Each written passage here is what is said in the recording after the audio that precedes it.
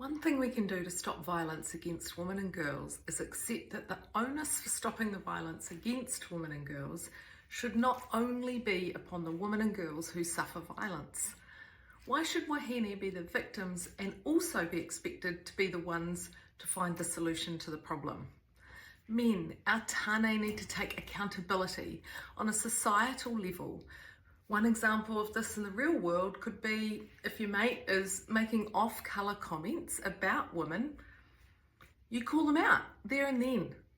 The standard that we walk past is the standard we accept. If we become complacent with words, words become actions, actions become culture, and culture is actually what we need to change. Gender-based violence is a societal problem, and it requires a societal response. It should not be left up to the women to stop violence against them. Society as a whole must step up, and this starts with men. It starts with calling out your mates.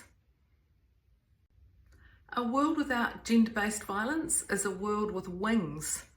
When you consider that 1 in 3 women will experience physical or sexual violence in their lifetime, and bear in mind that statistically lots of that is underreported, so we never actually know our true statistics, this violence has a ripple effect.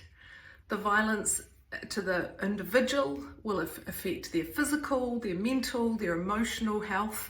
In extreme cases, it results in a loss of life.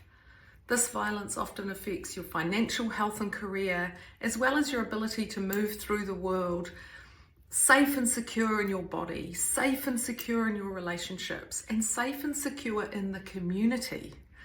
All of this damage is caused when a male enacts violence against a female. Imagine how free she would be if she wasn't affected by gender-based violence. It affects every facet of her life after it. The world without gender-based violence is a world where a woman is not spending years of her precious life working through trauma, untangling shame and blame, trying to understand the why of it all.